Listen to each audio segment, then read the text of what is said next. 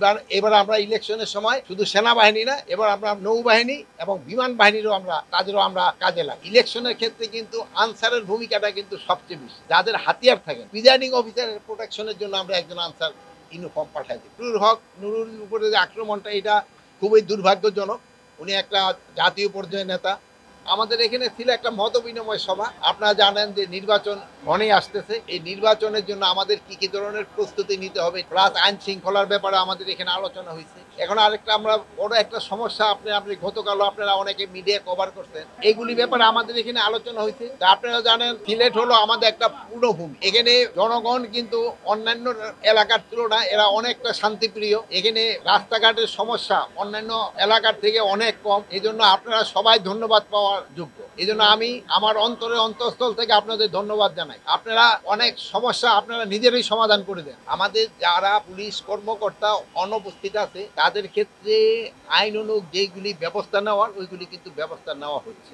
আর আমরা আপনাদের আগে আমরা বলছি যে আমরা কিন্তু নতুন পুলিশ নিয়োগ দিচ্ছি, এবং আমাদের যারা নতুন পুলিশ অনেক, এর আগে প্রায় 4000-এর উপরে যারা ট্রেনিং করে বের হয়ে গেছে। এখন একটা বেশ এখনো ট্রেনিং করতেছে, এবং আরেকটা বেশ খুব তাড়াতাড়ি প্রশিক্ষণে তারা যাবে। তাছাড়াও আমরা অন্যান্য যে আমাদের বাহিনীগুলি রয়েছে, এই জন্য ইলেকশনের জন্য তাদের একটা আমরা প্রশিক্ষণ দিব। ওই প্রশিক্ষণ আমি 7 তারিখে রাজারবাগ পুলিশ কনভেনশন সেন্টারে আমরা ওইটার উদ্বোধন করব। এবং শুধু পুলিশটা, অন্যান্য সব বাহিনীরই প্রশিক্ষণের ব্যবস্থা করা হচ্ছে ইলেকশনের আগে। এটা আমাদের সেনাবাহিনীদেরকেও আমরা একটা অনুরোধ করেছি, প্লাস আমরা বিজিবি, আনসার তাদেরও আমরা অনুরোধ করি। ইলেকশনের ক্ষেত্রে কিন্তু আনসারের ভূমিকাটা কিন্তু সবচেয়ে বেশি। আইন শৃঙ্খলা বাহিনী আনসারের সংখ্যা এক একটা কেন্দ্রে 10 জন করে থাকে হলো আনসার। এর ভিতরে হলো 6 জন পুরুষ আর 4 জন হলো মহিলা যাদের হাতিয়ার থাকে, আর 2 জনে থাকে যারা হাতিয়ার সহ 12 জন। এবার আমরা করছি আরো একজন বাড়াই দিব। প্রিজাইডিং অফিসারের প্রোটেকশনের জন্য আমরা একজন আনসার ইউনিফর্ম পাঠাই দিব। তারপরে পুলিশ তো আমরা প্রতি জায়গায় 2 জন,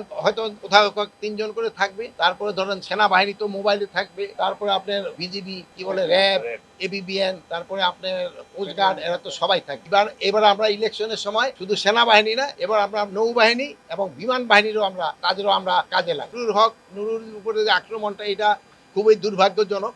উনি একটা জাতীয় পর্যায়ের নেতা, ওনার উপরে একটা আক্রমণটা খুবই দুর্ভাগ্যজনক। কিন্তু উনি তাড়াতাড়ি সুস্থ হয়ে যাক, আমরা সবাই আল্লাহর কাছে দোয়া করি। এখন ধরেন যে বিশ্ববিদ্যালয়ে বা অন্যান্যগুলি, যেমন সব জায়গায় তো আইন শৃঙ্খলা বাহিনীর দরকার পড়ে না। শিক্ষকরাই, যেহেতু আমার ফাদারও একজন শিক্ষক ছিলেন, স্কুল কিন্তু তারাই কন্ট্রোল করে। যেমন ধরেন আমি এখানে এক ভাইরে দেখলাম, এখানে দেখতেছি না, যেমন আপনাকে সবাই বের হওয়ার জন্য বললো, আপনারা আস্তে আস্তে সবাই চলে আসে। প্রতি সমাজে কিন্তু কিছু কিছু লোক থাকে যারা সমাজটাকে একটা কন্ট্রোলের ভিতরে রাখে। তো এখানেও যেমন ধরেন আমাদের ইউনিভার্সিটিতে যারা শিক্ষকতা করতেছেন, ভিসির আছেন, তারা খুবই যোগ্য এবং খুবই লার্নেড মানুষ, এবং ছাত্ররাও তাদের মেনে চলে। আমার মনে হয় ওনারা তাদের যে ছোটখাটো সমস্যাগুলি আছে, আমাদের এই শিক্ষক এবং ছাত্ররা আলোচনার মাধ্যমে তারা সমাধান করতে। আপনারা এখানে যারা আছেন সবাই এক একজনের এক এক মত থাকবে, এক একজন তার মত। এটাই তো গণতন্ত্রের একটা বিউটি, সৌন্দর্য তো এটা, যে এক একজন এক একটা পড়বে, কিন্তু দেশের স্বার্থে সবাই একসাথে কাজ করবে, এটি আমরা আশা করি। এই জন্য ওই যে আপনি একটা বললেন না, ঝনঝনানি তো হয় নাই, উদ্ধার হয়ে গেছে। যেন ঝনঝনানি করতে না পারে, এই জন্য কিন্তু আগেই উদ্ধার হয়ে গেছে। এবং আর হাতিয়ারগুলি কিন্তু উদ্ধারের চেষ্টা করা হচ্ছে। এই জন্য কিন্তু আপনারা আমাদের বিভিন্ন ক্ষেত্রে সহযোগিতা করে যাচ্ছেন। এই জন্য আপনাদের ধন্যবাদ। এই হাতিয়ার উদ্ধারের ক্ষেত্রে আপনারা সহযোগিতা করবেন। এই জন্য আপনাদের বলছি, যদি আপনারা ইনফরমেশন দিতে পারেন, আপনার যে ইনফরমেশনটা, এটা কিন্তু আমরা কাউকে জানাবো না। এবং এই জন্য যে ইনফরমেশনটা দিবে, তার ইনফরমেশনের ভিত্তিতে যদি হাতিয়ারটা উদ্ধার হয়, তাহলে আমরা একটা পুরস্কৃতও করবে, আমরা একটা অ্যামাউন্ট কিন্তু আমরা ডিক্লেয়ার করি। আরেকটা হলো, সবাই তো আমরা সবাই তো আমরা সবাই, একটা হলো কি, আমাদের সবার একটু ধৈর্য ধরতে হবে। আমাদের কিন্তু ধৈর্য এবং সহ্যটা একটু কমে গেছে। এটা একটু সবাই আমাদের চেষ্টা করতে হবে, আমাদের একটু ধৈর্যশীল হতে হবে। আমরা যদি একটু ধৈর্য হই, আমাদের অনেক সমস্যার কিন্তু আমরা সমাধান করতে পারবো। যে আমার ডিভিশন কমিশন, ওটা নাকি সময় বাড়িয়েছে, যেহেতু এটা কিন্তু খনিজ সম্পদ মন্ত্রণালয়ের জিনিসটা হলো, খনিজ সম্পদ মন্ত্রণালয়, প্রতিবেদনটা যাবে ওনাদের কাছে।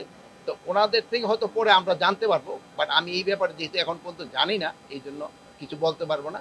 তবে আপনারা এই যে সাদা পাথর বা এই খনিজ সম্পদের জন্য আপনারা যে সাহায্য এবং সহযোগিতা করে যাচ্ছেন এবং ইনফরমেশন দিয়ে যাচ্ছেন, এই জন্য আমি আপনাদের ধন্যবাদ।